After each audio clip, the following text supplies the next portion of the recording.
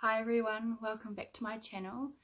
Today's video is going to be about my experience having a saline infusion histography. I think that's what it's called, SIS.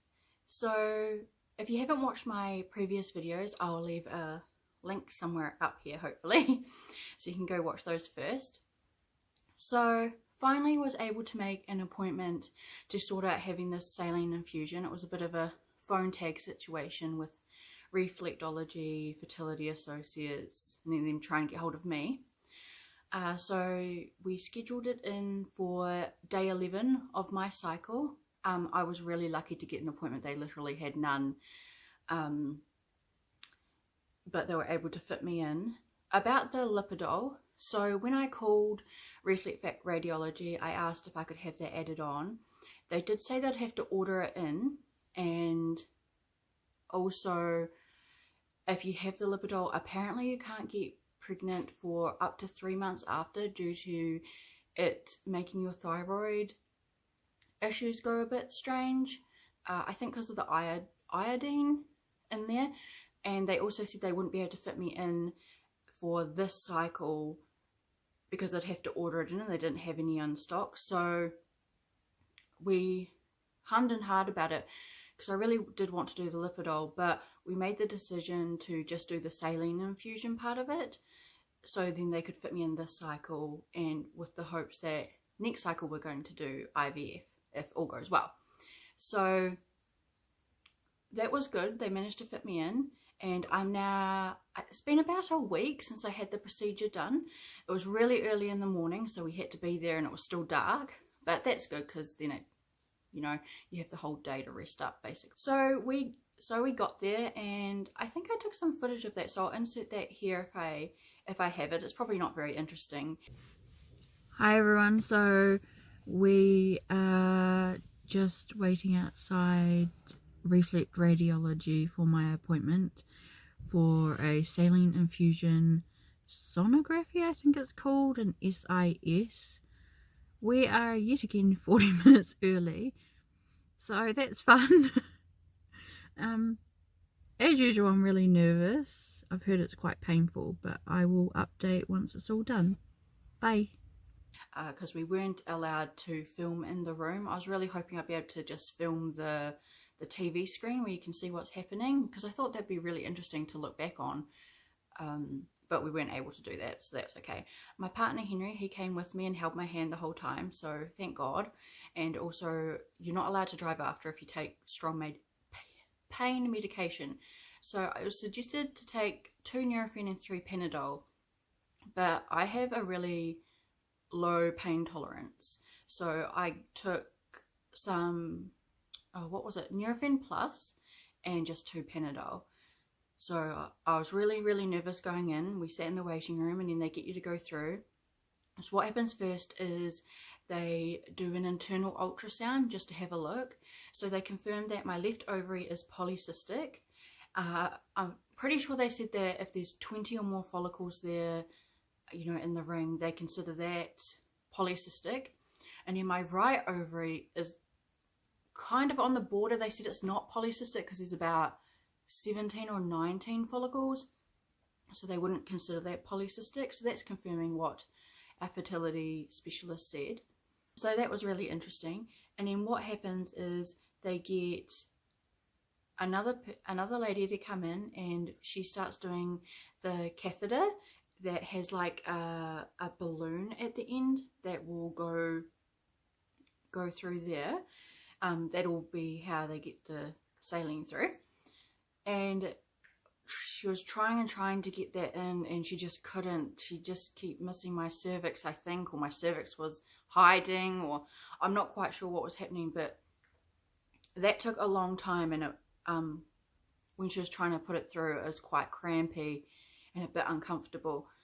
So she kind of just sat. She kind of explained it that she was just going to sit it there. So I don't think she pushed it in the whole way that she was meant to. I'm not quite sure, but it worked out anyway. And then what happens is the radiologist then comes in, so another lady. So there's 3 ladies in the room. And they were so lovely. They were like, you know, if it gets too sore, just tell us and we'll stop. You know, you're in control here. Let us know. Or if you feel dizzy or hot, you know, just tell us. So what then happens is they put the internal ultrasound back in, and so there's that and the catheter, and then the lady who put the catheter in, she starts putting some saline through, and that was, so it felt like real sudden onset of period cramps, but really bad period cramps, and it was just like it so it wasn't as bad as what I thought it was going to be, but it's just that onset, and like, so when it gets bad, they ask you and you just tell them, and then they stop putting the saline through. And for me, the cramps still lasted a little while, so they just had to wait. And they found that they put it through, everything was looking good. They saw it come out my left tube all okay. My right tube, they were a bit worried. They thought they saw it come out, but they weren't sure, so they had to push more through. So that was more cramps, but they made sure, and that was okay, all okay. And they didn't see any polyps, so really thankful for that. They said it all looks good. And I think the procedure took about half an hour, I would say, give or take.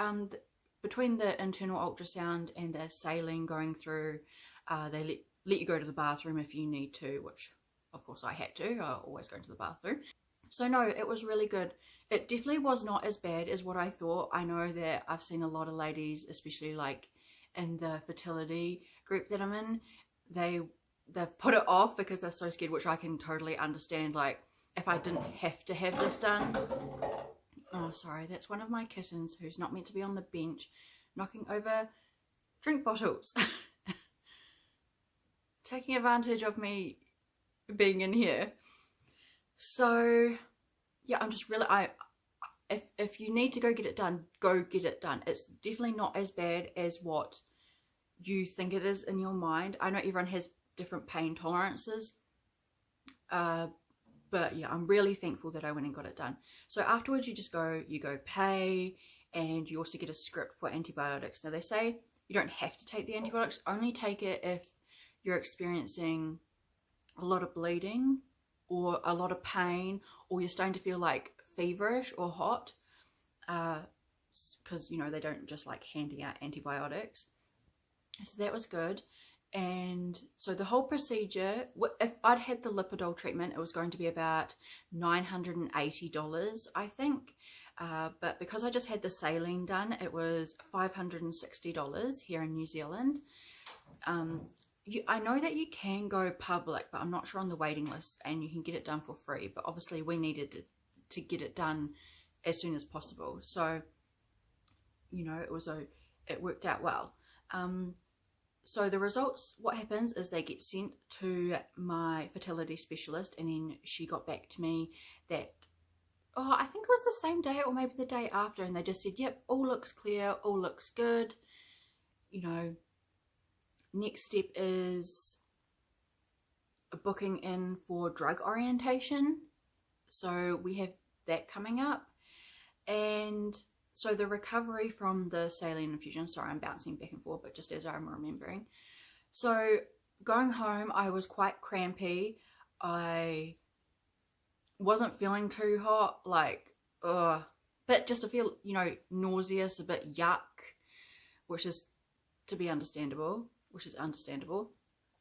The bleeding. So at first I didn't have much bleeding, just some spotting, but I think day 2 and 3 after was actually quite bad. Like I had a lot, it was almost like, you know, day 1 kind of, I was getting a bit worried.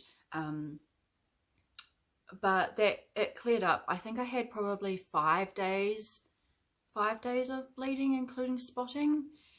But the cramps were probably 3 to 4 days. I feel like day 3 was the worst. I don't know why. I suppose just as everything comes down. I did feel, the day that I came back, I did start to feel quite hot and just really feverish and not good. So I did take the antibiotics just to make sure I didn't want any infection or anything like that. So now that's out of the way, we also got Henry's semen analysis results back finally.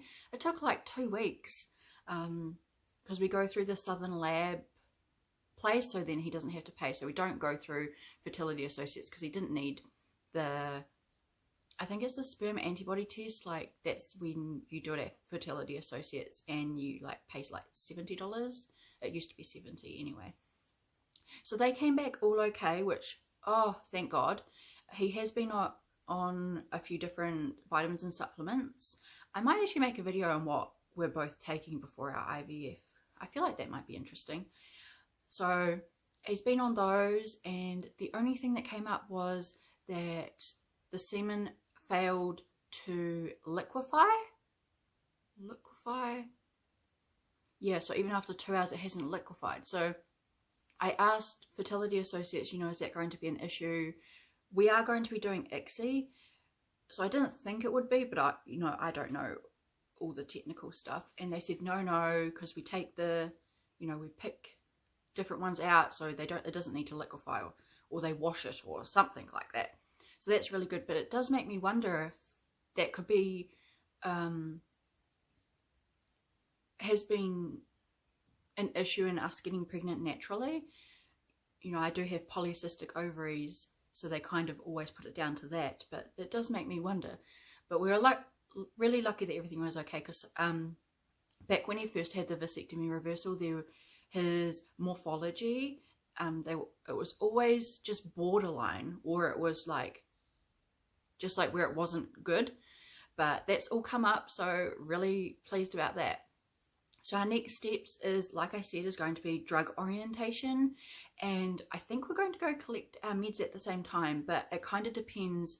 I think I might want to wait until I'm closer to being day 1. I have really, really long cycles, like I ovulate between like day 24 and 30 something sometimes, or it can go on longer, but since I had the ovarian drilling, it's somewhere between that, because I used to have like had to have Provera to bring on a period because I just wouldn't ovulate. So I'm going to talk to them about that and see where we go from there. And I suppose also we got our quotes back from Janaea. It's something like that. Because they have $2,000 off their IVF cycles at the moment, so I wanted to see how that compared to Fertility Associates, just because I've heard that they're more personalized. You're not just a number, and they've been really, really lovely talking through email. So the quote did come back, and it is more than Fertility Associates. Not that it all just comes down to money, but of course we have a certain budget, and we're already been with Fertility Associates for so long, so they've got all of our records. Don't have to go for any more testing now. So we've decided to go with Fertility Associates. The decision was also made because we've recently found out that Janaea is closing down soon here in Christchurch. So there's only actually going to be one fertility clinic here now, and it's really sad. I think it's something to do with them not being able to secure some of the public fertility funding, which, it would have been so good to have 2 clinics that offered funding, because the wait list can be really, really long, like 12 to 18 months. I'm pretty sure the Christchurch Fertility Associates is. So it's really sad to hear that they're closing down. I think it might be they're closing in August, September. I'm not sure on that. But so we're going to stick with Fertility Associates. I do really like the clinic. It's just, I suppose that they just feel more matter of fact, which is good, and the nurses are really lovely. So hopefully that all goes okay. But I'm getting so excited. I think I'm going to like lose the plot when we actually collect our meds and stuff. So I will update once we have that drug orientation. If you want to follow along in our journey, please press subscribe, and I'll see you next time.